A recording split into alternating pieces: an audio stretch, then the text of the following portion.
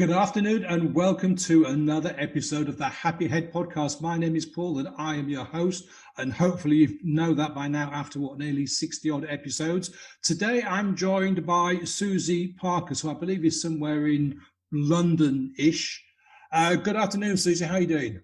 I'm really good. How are you? I'm splendiferous, thank you very much. Now, today we're going to be talking about the fact that Suzie is no longer a dating coach because, you know by now that when I do these podcasts, I meet up with a person a few weeks beforehand and I write some notes. Now, for some bizarre reason, I wrote Suzie Parkus dating coach, but we've clarified that she no longer is a dating coach, which is my bad. But we're going to talk about some massive changes that have happened to Suzie in her lifetime. We're going to go through some bits and pieces, and then she's going to kind of tell us how that has morphed into what she's about to launch very, very soon. And it is a fascinating story. So without further ado, hello, good afternoon, and bienvenue, welcome, Suzie.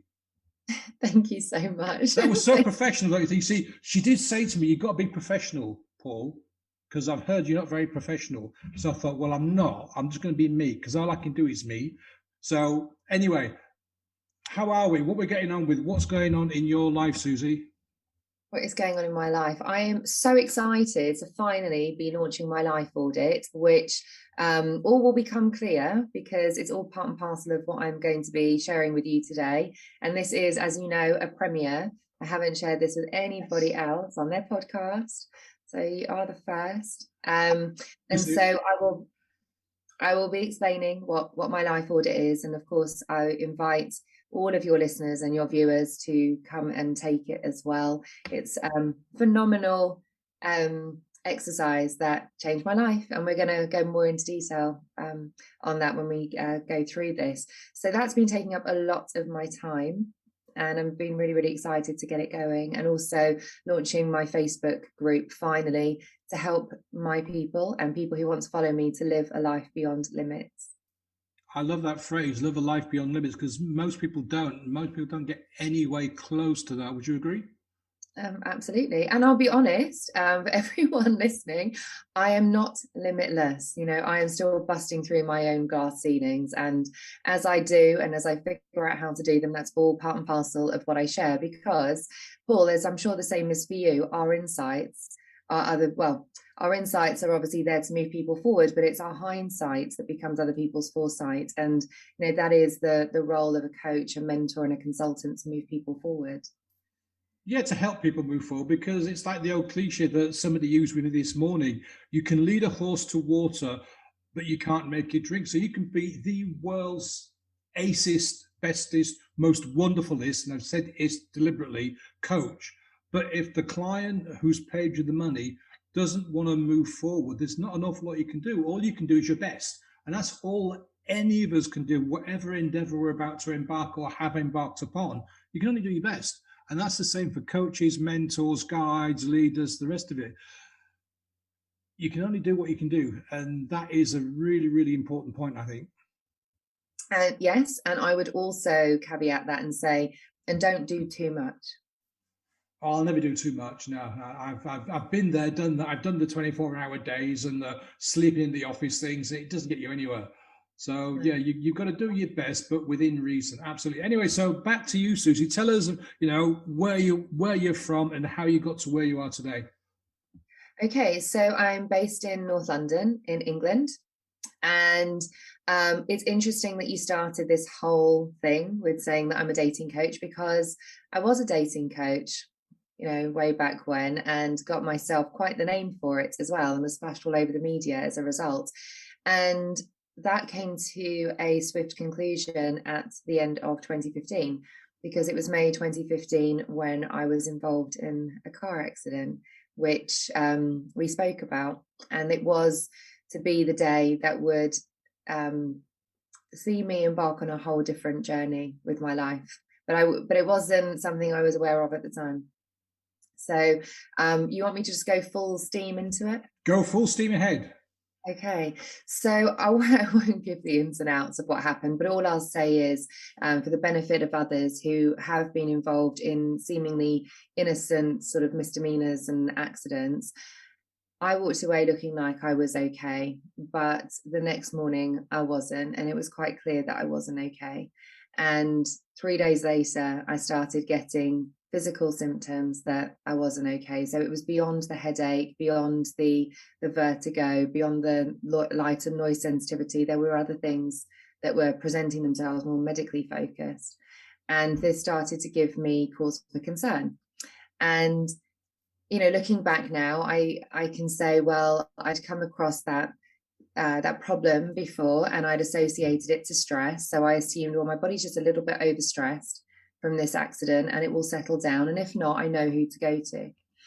But for about 18 months afterwards, I was in and out of the hospital, seeing different consultants for all sorts of medical things that were presenting themselves. And I got pushed from pillar to post. I either got a diagnosis, a prognosis, or just got told to go and speak to somebody else. But either way, there was always a question mark over what it might be. So then we fast forward to the February in 2016. And one day I wake up fine, and then within an hour I wasn't. But I was very aware that I wasn't okay. However, I had commitments. And so I soldiered on, and I say that intentionally, I soldiered on and pushed that to one side. And whilst mindful of it, carried on. And this thing carried on for a week. And I went to see the doctor, and I got prescribed some pills and potions. And a week later, it's still carrying on. And now it's giving me real cause for concern. So then I got to see the consultant, and I got asked to go into hospital and have a procedure. And that day will stay with me for the rest of my life, I think, at the moment, unless it turns into a distant memory. But for now, it's a very vivid memory, and it was presupposed that it will sort everything out. And then I wasn't very well that weekend after the surgery, and I got asked to go back into hospital. So I got prescribed some more stuff because they thought I might have a virus and or an infection. And then a week later, my symptoms came back. So I went to see the consultant, and this was the day that changed everything for me. So we had our follow-up, and she said to me, Suzie, ever since the day of your accident, your body has just not been behaving effectively. And she was my consultant from before. And so the pair of us were completely miffed, because in theory, my body looked textbook, but it wasn't behaving in that way. So something possessed me to go, well, we've done all the medical stuff. I've seen every consultant under the sun, and nobody knows what to do. We've ruled out everything.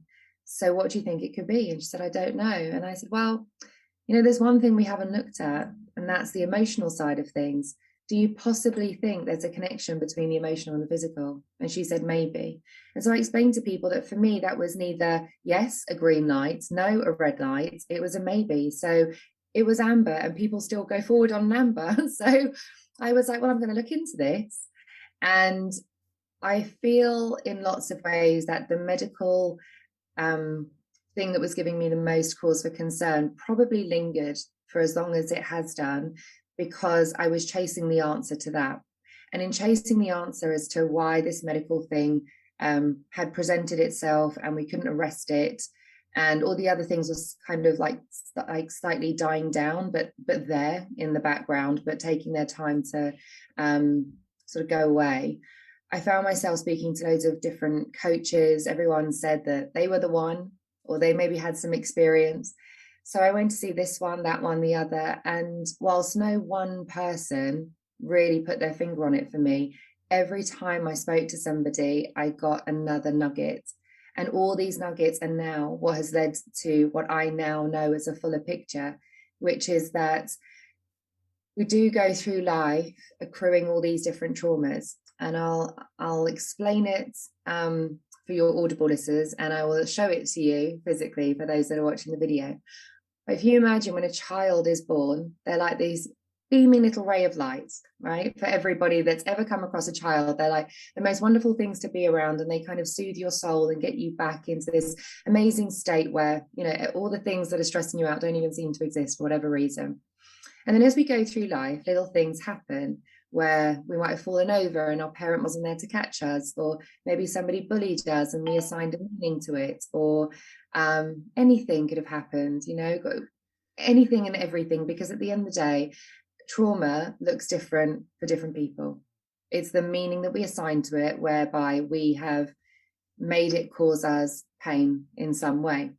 So the way I explain it is, we are these little beings of light when we come out, and then we go through these traumas, and then they kind of stack up on us like this. And as we accrue these handprints, footprints, whatever you want to call them, as they present themselves and stick on us, that light that we once emitted is now unable to shine through as much because of all these handprints and footprints of traumas that are all over us. And so the light that we once shone is now struggling to get through. And that's why I feel, I mean, obviously, Paul, this is more your area with the mindset stuff, but I feel that as we go through life, if we haven't or aren't dealing with things as they arise, we become darker and heavier with those traumas.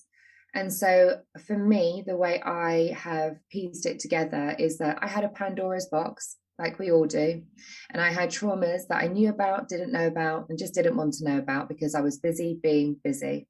And most of us wear busy like it's a badge of honor. And people also wear their burnouts like a badge of honor as well. And so I was too busy to deal with these things, or either to notice that they were a thing, whatever my things were, that as I had gone through my life.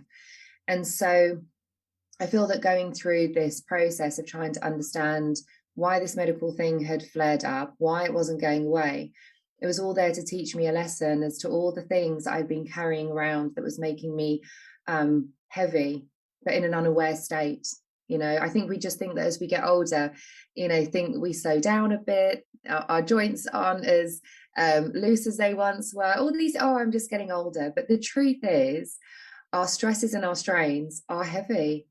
And what I've come to learn is that they really do tie us up in knots, literally and physically, within our body and our brain. And I've met some phenomenal people that have really helped me to understand the mind-body connection. And the long and the short of it is, I have been cleansing myself, if you like, of these things that I knew about, didn't know about, and didn't want to know about. And as the lady who's helping me to write my book explained it, she said, Suzie, you've been on this amazing, amazing journey of unbecoming. You didn't just wake up and become more at one with life, but you have been unbecoming all the things that weren't for you, these traumas. In my personal development world, my mentor calls it goop, the good opinion of other people, the things that people project on us. You're so this, you should do that. All these things, we're so busy behaving like a chameleon because we want to fit in. You know, some of us don't want to blend in, some of us don't want to stand out, but we definitely want to fit in. So we're constantly like maneuvering ourselves based on what's being said to us or how we're being behaved with. And so I have just been making sense of all that nonsense, which I had time to, because soon after my accident, I really wasn't able to do very much. This severe light and noise sensitivity also brought on horrendous migraines. And anytime I was near anything digital, I would just get a flare up. So I spent a lot of time in bed, in the dark, in the peace and quiet, just me, myself, and I. And so what that afforded me to do was really to see my life. And what I say to people is, you can look in the mirror and you can say, you know, this is me, but you can't see in you and you can't see behind you. And that's what personal development really affords you the opportunity to do. It helps you to go within, and also the person that you're working with can do a walk around as a 360 and show you all the things that are broken in your blind spot, because we do not have eyes in the back of our head, and we're also not as impartial as somebody working with us. So it's been 6 years now. We're in June 21, and this happened in May 2015. And it has been such a journey of really understanding how all this works. And I didn't even know about Joe Dispenza at the time, because he is one of the people who really brought to the world the fact that, you know, he was told he'd never walk again, and he did. And it was all about how the emotions govern the mind and the mind governs the body. And the mind is a very, very powerful object and computer, and it needs to be looked after and respected and nurtured and nourished. And I think we don't give it the respect that it deserves. And I say that wholeheartedly, because it was 6 months after the accident and I was still doing my radio show at the time. And I remember feeling like my words were on the tip of my tongue all the time. And I was like, this isn't like me. And I'd put my phone down and I'd be like, who did I just speak to? what did we talk about? What did I agree to? I'd have to take notes. And people who know me know that, I've got a really good memory, like an elephant, and I couldn't remember anything. I was more like the goldfish. And it was really, really disturbing, plus all this light and noise sensitivity and everything as well. And so I went to see a neurologist, and it was then that he told me that I'd suffered a brain trauma and I was having a very delayed recovery to what effectively was a brain shake, which is what happens at the time of a collision. And I've never been front-ended before. Normally collisions, people drive into the back of you. Well, I got reversed into on a dual carriageway, which again in itself is a bit of a fluky one. So I have transmuted all the anger and the frustration and the victimhood into actually seeing this as such a blessing. Because the truth is, Paul, I really don't know what state I would be in if I was carrying on my life the way that I was before, because I was busy being busy, doing all the things, being all the things, spinning all the plates and thinking, look at me, look how strong I am and look how much I can accomplish. But we get one body, and as much as we can go to doctors and we can get things replaced, we are not a car, we are a human, and we want to keep as much of us as intact as possible. And the only way to do that is to look after ourselves, our mind, body, and spirit. And so I audited my life in that downtime that I had, and I really went within and saw the state of my life and realized, what am I doing this for? Who am I doing it for? Am I doing the work I can do, or am I doing the work I want to do? Because there's a massive difference. You get out of bed for the work you want to do, not the work you can do. Can is a skill, want is a desire. And I realized I was doing this dating business because I could do it, because people asked me and they knew that I could, and I knew that I could too. And I realized I wasn't looking after myself. I'm also a qualified personal trainer. So I wasn't going to the gym as much because I was busy being busy. I didn't really have the time to see friends and family. They came second, my business came first. And on the outside, everybody was, admiring me. Suzie, you're in the media. You must be having the most amazing life. I see all these pictures of you. I hear all these updates. But the thing is, the stuff that we share is and always will be a highlight reel. And now I try and be as honest as possible with myself and with others, because I want to be the invitation for change, because I know that I had a lucky escape, and I am so grateful for all the lessons that I've learned, the way I've been able to reinvent my life and myself and almost come home to myself, if you like, through having that downtime and doing that life audit. And so when people say to me, when your life fell apart, 6 years ago now, how did you piece it back together? And I said, I took a long, hard look in the mirror and I audited my own life. It's not something you buy off the shelf. It's something that I created myself, which I've now turned into a product and a service. It's all part and parcel of the success journey that I take people on, because one of the biggest things that I can do for people is see your potential and where you are holding yourself back, just like I was holding myself back, but nobody was able to hold up a mirror for me and say to me, maybe you could do this better, or maybe you need to rest, or maybe it's not a good idea to, reduce your sleep or eat on the go, or whatever it might be. We're all doing these things. They're actually compromising ourselves in the name of productivity, but it's not productivity and performance. Your performance is low and your productivity might be high, but it will catch up with you. And so I've had 6 businesses in the last 20 years. And in that time, I've learned so much about health and marketing and PR and business development and all these things, and matchmaking and recruitment. And so what I really gift my clients is insights, knowledge, guidance, resources, connections, contacts. I am the secret weapon in your back pocket so that you can fast track your personal and professional life. So you stop wasting time, money, effort, and energy trying to figure it out by yourself, by reading the blogs and the books and watching the YouTube videos and going on another course, because everybody's different. But the truth is, whatever state you feel like your life is in right now, whatever failure you think you're having, if you can see the blessing in it, then you'll see the feedback. And so I've totally changed my outlook on life, the way I see things, the way I see myself. I let myself off the hook a lot more than I used to. I'm recovering perfectionist, still got it in me a little bit, but not as bad as it was. And this is the gift that I want to give other people. And also, what I've learned in all of this as well is that I have this gift, which I actually, Paul, only learned about in the last couple of weeks. There is such a thing as high sensory intelligence, and people are also known as highly sensitive people. So you've got some people that are highly sensitive that are mistaken as sort of walking wounded. And then you've got other people that are actually born with a gene. And so it's been researched since the 90s. And I've been speaking to the guy in the last couple of weeks and found out that I am one of these high sensory individuals. And I realized after the accident that I could definitely attune myself more to people, hear what they were saying, but beyond the words, and really feel them out.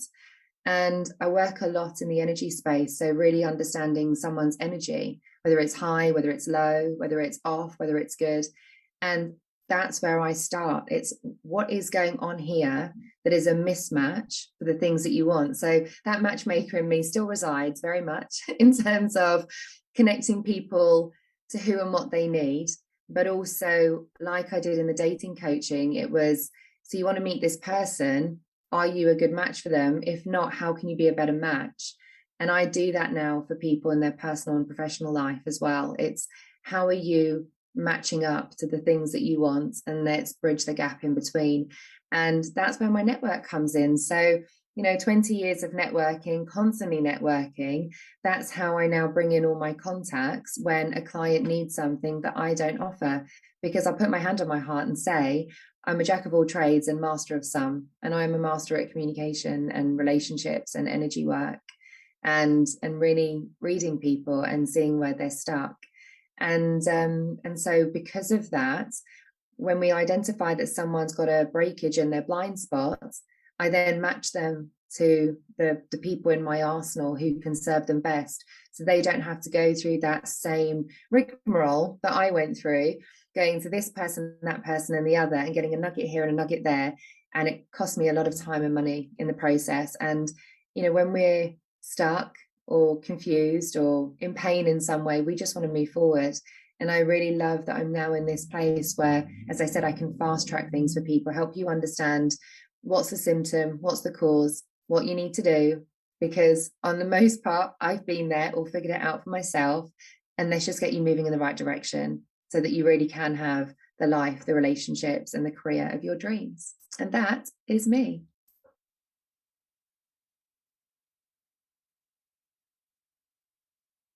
And you're on mute. There you go. I'm not mute now. I can speak. It does happen every now and again, but never mind. What was I going to say? Yeah, I find it fascinating, but that's not the word I want to use. I do not understand why we as humans have to go something catastrophic with a small c in order to recognize that we are in the wrong space, doing the wrong thing, doing too much of the wrong thing. I mean, like Joe Dispenza, yourself, and there's lots of the people that I've had on the podcast have all gone through something really crappy. And it's taken that event for them to go, hang on a minute, my life isn't where I want it to be. Let's stop, do a rewind and fix things and move on. And I just can't figure out why that is. I mean, what do you think it is, Suzie? Why is it that we kind of go headlong into things and not recognize that they don't suit us or they're not the best thing for us as an individual? I think that those people haven't had the invitation. And what I mean by that is, when I talk about this stuff, when people come across me, they get fascinated, and it becomes an invitation to do exactly what you're doing right now, is to have that pondering, that self-inquiry, that desire to understand. And so when I'm in connection with people, it makes them go, actually, I see myself in that, and in your story, or in that scenario, and maybe I should do something about it. Hence why we get into conversation. And I think there needs to be more invitations out there, and it needs to be more widespread. And this is one of the reasons why, as someone who's quite private, I am going to be sharing a lot of this. Not sure how it's going to come out exactly, but sharing, the majority of this story, and also going more into the medical side of things as well, so that people can pick up my book and see what I had to go through and the time it's taken as well, and see themselves in that moment right now and do something about it. Because I think that when we keep getting like a reoccurring illness or ache or whatever it might be, we put it down to I'm tired or it's my age or what have you. But the truth is, and I'm not the most woo-woo person, so I do find myself saying like these woo-woo terms, but when you're not in alignment, so when you're not doing stuff that suits you, serves you, is an extension of you, you are so far away from who you are that stuff will happen emotionally, physically, spiritually, that will cause a breakaway, so that you, and a breakdown, as an opportunity for you to look within. But some people don't see that as an invitation either, and they end up having these rumble strips happening again and again and again until they say, why am I having Groundhog Day? I need to go speak to someone about this. And that's when someone might talk about, I've seen a life coach or a therapist or what have you. And I also think that I hope the stigma is reducing now, and I think it is. But to go and see a therapist or even a coach was almost like, well, what's wrong with you? But now it's something, especially in America, I believe, it's as every day as having a personal trainer, because you wouldn't frown at somebody for having a personal trainer. And this is a mind trainer that you're looking for, or a life trainer, or a business trainer, whatever it is. But you need people to walk beside you who have accomplished what you want, or who are living the life that you want, or doing the thing that you want. And all you need to say is, how did you do it? Because you won't know what it's like to walk in their shoes until they tell you. You won't know. We were talking about this earlier. I was talking to someone, and we were saying that there's the 99% that goes on in the background, and people only ever see the 1%. Because no one's walking around with their chips on their shoulders, or the hurdles they've had to jump over. We're just celebrating all the time because we want to stay in the positive. And so again, that's why having someone in your arsenal, in your back pocket, who you look up to, who inspires you, they can help you navigate the bumps. They're not here to be the magician to stop you from having the lessons, because remember, we learn from our lessons and our mistakes, but they're there to guide you and support you. And I think oftentimes we think it's our parents that are there to save us. And our parents are of such a generation, and they potentially haven't gone through or understood the things that you want to achieve or where you want to go. And it actually takes a strong person, not a weak person, to ask for help or support or guidance or advice. And so that's why, me personally, I'm open to sharing what I'm sharing with you today, because I kind of want to give people a nod in the right direction and say, it's an amazing gift that you can give yourself to go and ask for help, and you don't need to struggle alone. And if something feels off somewhere, it's having a domino effect, and it's turning things off everywhere. Think about it. If you have something off in the fridge and it's turning moldy, that mold is going to start turning everything else moldy as well. So if there's something toxic going on in your world, internally or externally, it's going to have a domino effect. And so it's really important that when you become aware of something that's not working for you, that's hurting you or impacting you in some way, you owe it to yourself and everyone around you to deal with it as soon as possible. Because again, Paul, I love your take on this, but you know, our nervous systems are impacted by our interactions, our experiences. And if we don't deal with them, we end up having emotional indigestion. So it's almost like having food that's not processing, and you get heartburn and all these kind of things. Well, the same thing happens on an emotional level as well. I completely agree. See, the thing is, we don't process our food properly, and we don't process our emotions properly. Using the analogy of food, back in the day when we were just coming out of caves, everything was raw, and you had to chew it for hours and hours and hours and hours and hours until it became digestible. Whereas today, I mean, if you look at kind of bread and lots of foods, they're cooked to such a state that you take a mouthful, and in a couple of seconds it's dissolved and gone away. So you don't have to chew, you don't have to use this incredible bit of body work, you know, the jaw and the skull, to masticate your food. And it's the same with our nervous system. We don't use it in a way that's conducive, the way that helps us. There is a fabulous book which I've read it about 2 or 3 times now, but I can never remember the guy's name. It's called The Body Keeps Score: Mind, Brain and Body in the Transformation of Trauma. Bessel van der Kolk, that's the guy's name. And what you were talking about, Suzie, is just so true. Everything traumatic that happened to us gets kept inside. And if you don't deal with it, as you said, with the moldy food analogy, it kind of spreads. And you may have had a brilliant memory, but you suddenly find yourself forgetting where you put your phone. And hang on, I'm sure I put my keys there.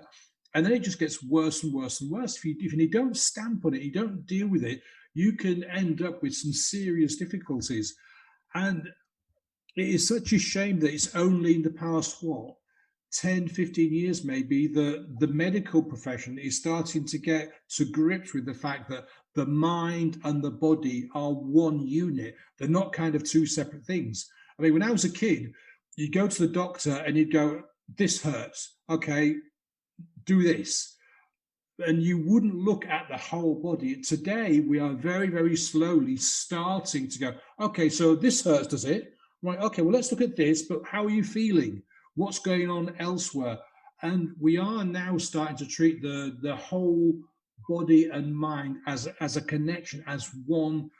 And we are, I mean, it's ridiculous that we don't do it, but we are one unit, we are one being, we are one thing. And why we haven't treated ourselves that way for the longest time is beyond me. You go back a few hundred years and we did. You'd have your wise woman or your medicine person in the local village, and they would come to you and go, you know what, Fred, I feel really out of sorts and my legs hurting or my fingernails turn blue. And they wouldn't just look at your fingernail, they'd look at the whole. Okay, have you been arguing with your partner? Have you been eating some dodgy food? Have you been, they would do a full kind of audit on you as a person before they would prescribe whatever medication they were going to give you. And we've gone away from that. And I think that's the biggest issue that we have. Yeah, you know, we've had a car crash. Okay, stick together the bits that are broken, put them in a bed, they'll be fine. Oh, but what about this? Oh, that's all right, that's the side effect. Yeah, but what about that? Ah, just a side effect. You know, take some of these, take some value, I hope you forget about it. And you've gone through, Susie, this process of things not being right and things not working for you. And nobody has gone, hang on a minute, whoa, stop. Let's just stand still for a moment. Susie's had this incident, this event, okay? And we are just looking at the immediate consequences of this event. We're not looking at Susie as the whole person, physically, emotionally, you know, neuroscientifically, and all the rest of it. We just kind of like different areas of specialism, and they don't talk to each other. And I'm so glad you're doing what you're doing, because it's about time that we start looking at the whole person, not just at the source of the injury, at the site of the injury, because the body does keep score. It does remember all that stuff that's gone on in our lives since the day we were born up until right now. Yeah. And I appreciate that, you know, you value it, because, you know, so while we're talking about the nervous system thing, and I said that communication is one of my things, as you well know, I'm very aware now. I don't know, I'm more aware than ever. I think because I'm more in touch with myself than I was before, because I have been cleaning my act up, if you like. And so it makes you more self-aware. And so I'm with the communication stuff that I help people with. So there's a whole raft of things I help people with, but ultimately it's just tell me where you want to go and we'll figure out how to get there. And where I plug into it, I will, which predominantly is the communication and the strategy and the PR side of things. And when I look at people's messaging or even their interactions, I even go as far as explaining emotional intelligence to people now. Because one thing that I took away when I did some archetype work back at the end of 2019, the one thing that has stuck with me so strongly is we're not Susie and Paul today. This is my nervous system and your nervous system having an interaction, and everybody listening is hearing this, and we are impacting them. And it's our responsibility to be more choice with our words, our tone, our speed, because we're giving them an experience. And so when I talk about the experience of the person, when I'm helping you to move into success, we're looking at that impression management, if you want to use that as the umbrella term. What is the impression that you're giving off and leaving behind? Because you were talking about feelings before. Well, remember, people will forget what you said, but not how you made them feel. And so I'm really, really trying hard to help people to understand how the toxic I was going to trying to avoid swearing. The toxic that's going on in the back end is presenting itself as a rumble strip in the front end. And no matter how much you put the makeup on and wear the nice clothes and all this kind of stuff, I say to people, your energy has a smell. And people will move away from you like you've let off wind, and you won't even understand why nobody wants to come near you, because you don't need to be all personally developed up and so clued up in terms of energy stuff like you and I are, to be like, something about my senses is not having a field day around you. And so I'm just going to move myself away. And then I go back to likening it to when someone goes on a first date. You go on a date and your friend says, how was the date? You had a pleasant time. We stayed out quite late. Oh, must have been really good. Actually, no, I don't know what it is. There's something about them, but I'm just not going to see them again. And there is something about us that people pick up on, and we owe it to ourselves to be in alignment all the time and to see what is hindering our forward progression in terms of life, our relationships, and our career, whether it's a business or you're employed. The reason why so many people have gone into meltdown during lockdown and gone into all these divorces is because people aren't around each other enough. They've kind of grown apart. And then you're in this close proximity and you're triggering each other's nervous systems because you don't know how to communicate, because you're traumatized from what's gone on with being locked down and locked in like a caged animal, and you're having to deal with your own emotions.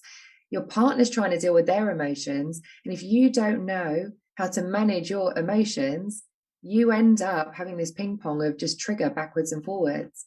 And so I really take a lot of pride in helping people to understand how to come across and show up as the best version of themselves, not a manipulated version, but as the truest essence of who you are, because that's where real connection happens. But you have to be connected to yourself first. And that's what I love about this journey that I can take people on. I'll meet you wherever you are on your journey. It's like a game of snakes and ladders. We'll see where you are on the squares and we'll move on from there.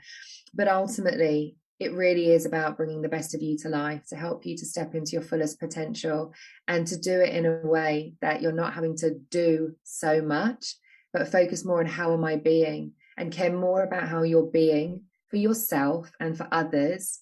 And the doing will take care of itself, because people move heaven and earth for people when they love who you are as a human being.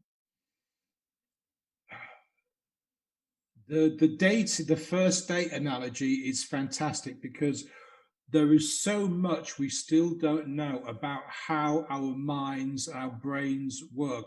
For example, you go to a party and you're stood in the corner having a chat with some friends and having a really good time. And then all of a sudden, you get this feeling like somebody's watching me, somebody's watching me. And you turn around and yes, you look in the corner and there's somebody looking at you. We don't know how that happens, but it's been documented a bazillion times. And so, yeah, it's not the makeup, it's not the suit, it's not the hair that makes the day or the encounter the thing.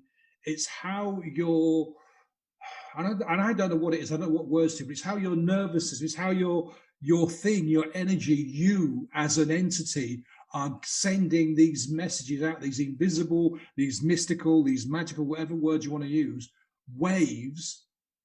That is what is critical, because if you've had a really bad day at work and you still go to the party, if you take that negativity with you to the party, people will form a circle about 2 yards away from you and nobody will come into that circle.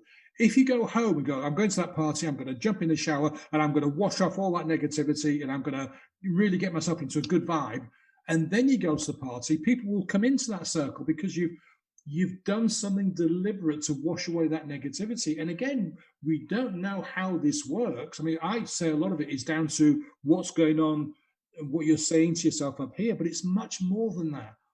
And I think the work that you're doing, Susie, there's a couple of things I want to ask you about it, because you've mentioned a couple of times that you help people to get to where they want to go. Now, in my world, a lot of people that I talk to don't actually know where they want to get to. How do you help your clients bridge that gap to get from, I don't know what I want to do, I'm doing this and it pays well, but I'm not enjoying it, to, oh, wow, yeah, this is me. This is what I want to be. This is where I want to go. How do you do that?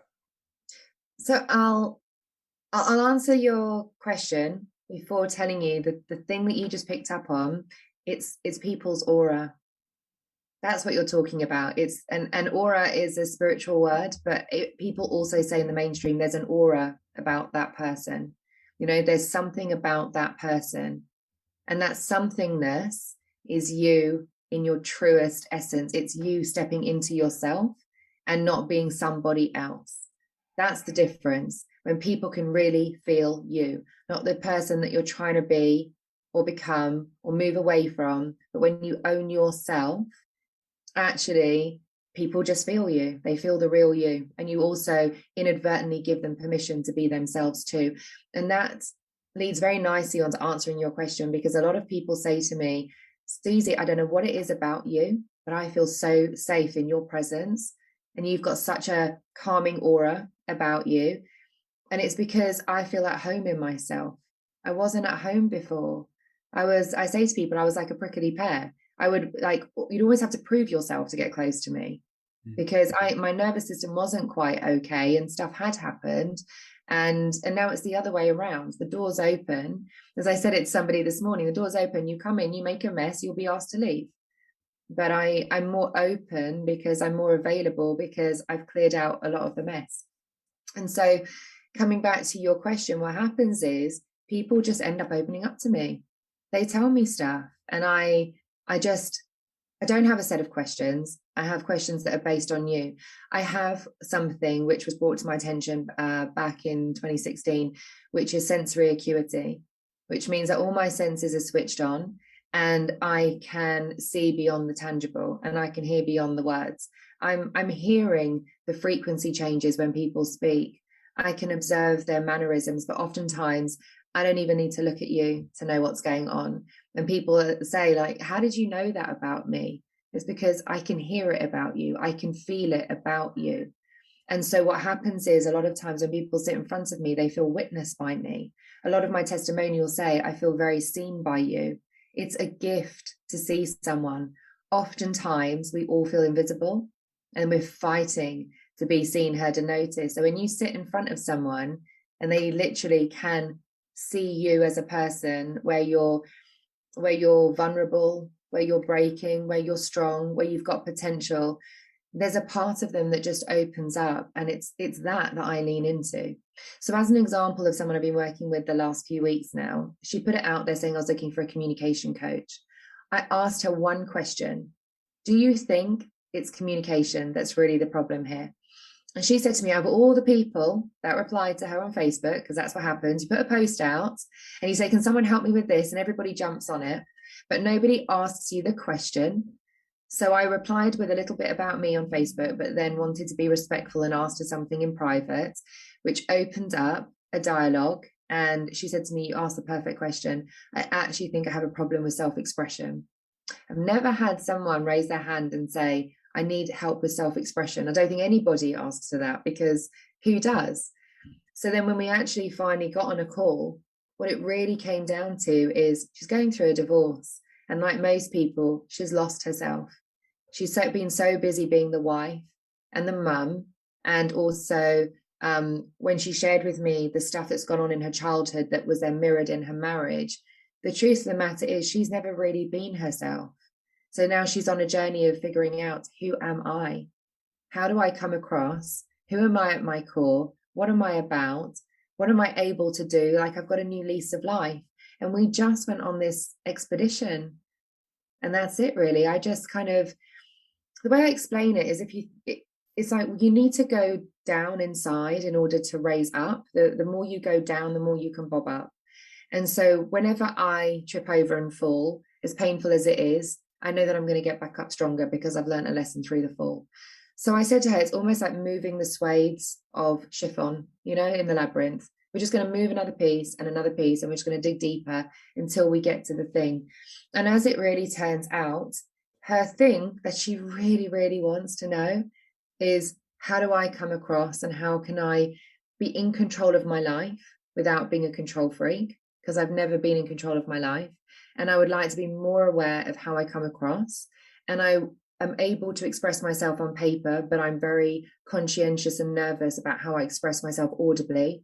I actually don't know how to look back at my life and my circumstances and all the different things that I've experienced and turn it into something of meaning so I can understand myself. So what she's really saying is, I don't know who I am. I'm a little bit lost. The world is my oyster. Can we figure out who I am and what's available to me? And that's the most beautiful journey to go on, because she doesn't see herself. And also, talking of seeing ourselves, I would invite anybody, when I said before, go find someone that you look up to and who inspires you. Whatever you see in them, I know this is a woo-woo thing to say, but it is widespread in personal development. What you see in others exists in you. You just haven't seen it in yourself yet, and that person will bring it to life in you. So it's beautiful when you can recognize wonderful things in other people, because they are a mirror for you, otherwise you wouldn't be able to see it. But the same is equally true for the negative. So whenever you feel triggered by someone, or you say you don't like something in someone, it's also a beautiful gift to go, what about that exists in me? And if I don't like it, who can I speak to transmute it? Because when we're on this constant journey, and it is a journey, and it's a beautiful journey of trying to understand ourselves. I learned last year that when we understand ourselves, we can understand others. And when we understand ourselves, others can understand us too. And therefore, oftentimes people say, it's so hard to read you. Well, why are we making it that people need to read us? When you know yourself, you can say to somebody, like I can, if there's loud noises when we're talking, I'm not going to be able to hear you, because a loud noise will drown you out. And it's a sensory overload for me, and it makes it very uncomfortable to be in connection with you. So now people know when they want to speak to me, they need to be in a quiet space. But wouldn't you rather tell somebody that than be engaged in a conversation where you're feeling like anxious and it's causing turmoil inside you, and then you're not in a pleasant space? They pick that thing up in you, your aura, you put them in an unpleasant space, and all of a sudden what started off as really nice has now become very awkward and uncomfortable, all because there's something triggering here. And what happens is we then associate that trigger to that person, and that's a shame, because then we walk away from that person feeling like they've triggered us and upset us, and I don't know, we feel compromised in some way because of them. And that's why I really advocate that people go on a personal development journey to be their best selves, because the more you can understand yourself, the more you can understand your place in this world. I completely and totally understand and accept what you're talking about, not hearing someone, because I've been blessed with the need to wear hearing aids for, oh God, the past 25 years, maybe more. And that means that if I'm having a conversation, so a proper conversation, I need to be somewhere quiet. So I have no qualms about saying to someone, look, this, I'm really enjoying this conversation, but it's just getting too noisy here. Can we go and stand in the corner or go outside or something and talk? Because I want to hear what you're saying. And I could just sit here and nod my head every now and again, and you'll think I'm listening, but I honestly will not be able to hear you.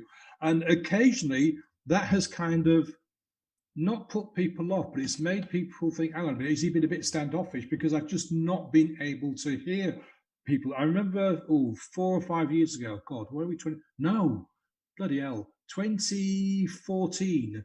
I went to a folk festival along the coast here, and I went with a group of us, and we were sat in this pub, and there was a band playing, and people were jibber jabbering, chit chatting. I was sitting there really quietly, and people were going, "What's wrong with you, Paul? What's wrong with you?" I said, "Look, I'm perfectly fine. I'm having a really good time, but I simply cannot hear what you're saying because of the noise." And, point to you, "Oh, we're really sorry." No, you'd have to apologize. I knew it was going to be like this. I'm happy for you guys to go. I'm just happy to be in your presence. And that unfortunately made a couple of people uncomfortable and said, look, there's no need for you to feel uncomfortable. Yeah. If you want to have a chat with me, we can go outside or we can go to a quieter pub. But I'm really happy sitting here, jiving with you lot, listening to the music, and watching you have a good time. So some people do find it very difficult to accept that someone wants to listen to them because people don't use these in the right proportion. For whatever reason, we tend to, and actually, no, I know the reason why. You said it earlier on. People want to be seen and people want to be heard. So some of us feel the necessity to be always doing this, which is completely the wrong way around, because you are seen and you are heard more if you listen. Yeah. Well, you can't engage if you don't listen. Because actually, if you're just listening to respond and you're not listening to hear, you're very disconnected conversation, actually. And it's such a gift when you can be in true engagement with someone. And again, I love that I can help people with these life skills that I've been accruing over time. Because I actually, to share with your audience, I used to be a very awkward communicator. And I was very, very introverted. And now look at me, communication is my thing. I'm out there talking all the time, wanting to share this stuff and being in relation with people all the time, not transaction, but relation. And it has shown me just the power and the beauty of what it means to be in true connection with someone. And again, when you think about COVID, look how disconnected everybody was. And I think it has allowed people to understand what connection is because there's been less noise.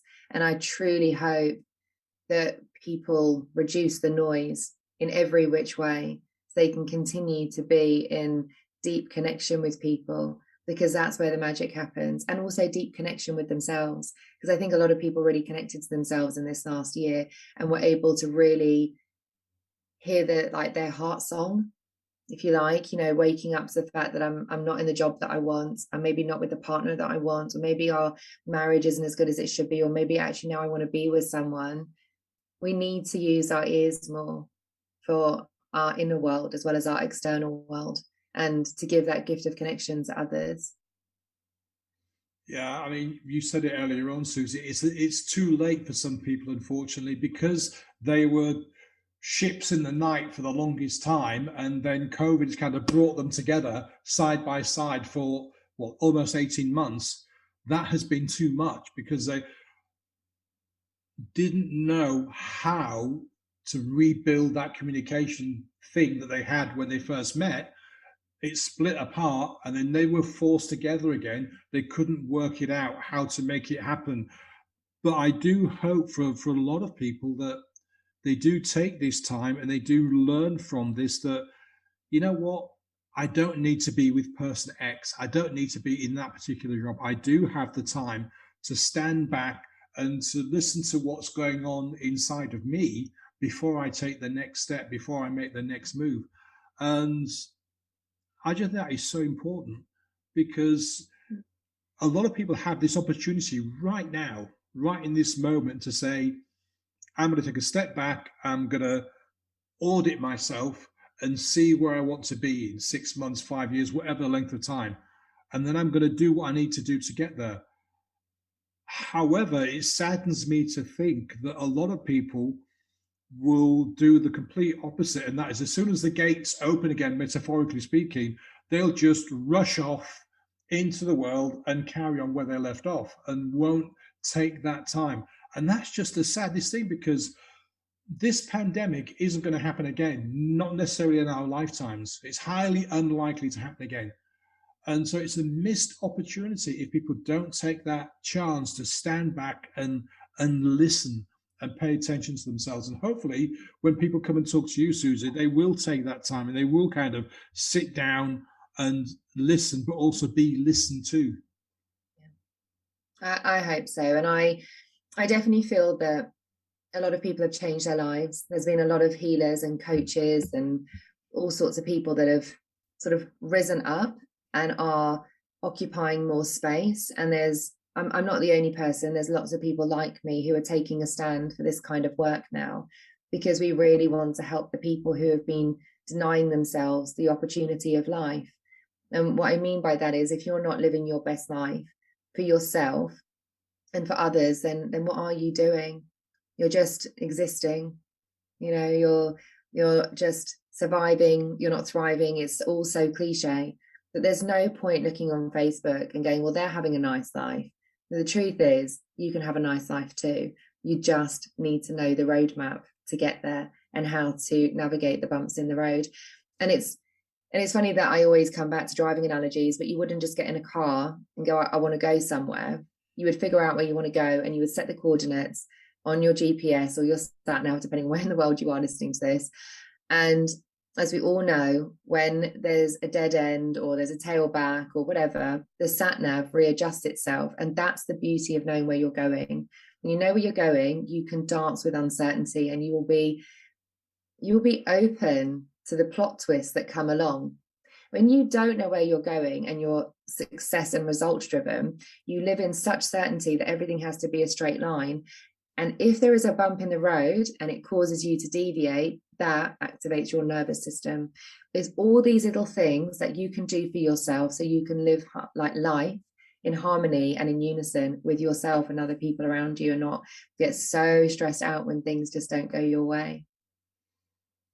It's funny because most people will spend more time planning a trip to go on a vacation than they will on planning how they're going to live the next 5 or 10 years. It's ironic in a way, because you talk about roadmaps, and people will consult a roadmap to get from here to Inverness for a couple of weeks, but they will not consult a roadmap. They probably don't even know roadmaps exist, or personal development roadmaps exist to get you from here to where you could be living your absolute best life.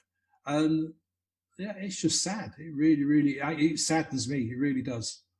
I think it's sad that it hasn't been made so aware, because I never came across all this kind of conversation and this type of speak, as it were. I mean, I fell into personal development 14-15 years ago, but I was forced into a deep dive 6 years ago. And it just so happens that the right person came along at the right time, through me doing my podcast. And he invited me to come to his personal development weekend, and it opened my eyes and opened my mind. And I've done it 3 times now. And I've also gone on to do a 6-month course with him, and it's changed who I am. It's changed my outlook. And it's just been such a gift. Life to me is such a gift now. It's not a rat race. And I view life very differently, because I think things could have been very different for me. What's next? When do you launch your course? How do people find out about when it's going to be available, and how they can reach out and buy it? Get involved On my with it. mailing list. Honestly, all the juicy stuff is on my mailing list. I'm not the biggest social media person. I've got a radio show that's starting as of this morning. So every week now on a Tuesday at 10:30, that's going to be happening. So all the inside scoop, all the offers, how to get hold of me, my knowledge, everything, go to www.susieparkus.com, SUZIEPARKUS, and that is where you'll get the inside scoop on where to find what I'm up to and what's on offer. Okay, don't worry about memorizing that link. I will post it in the show notes, folks. Suzie, it's been a privilege, and I've really enjoyed our conversation. Any final thoughts, any kind of last words before we end this episode? I normally have like a golden little something, but I would just say that, let today be the first day of the rest of your life. Life is a blank canvas, and you get to choose what you want to paint on it. Don't listen to anybody else. If you're yearning to have more, do more, and be more, then all you need to do is reach out and ask me or anybody else who inspires you, and let us outstretch our hand and help you. You don't need to dream anymore, because dreams really can become reality. Amen to that, Suzie. Listen, thank you so much for your time today. Really appreciate it. And folks, I hope you enjoyed the show today. Tune in for the next one, and I'll see you again real soon. Bye now.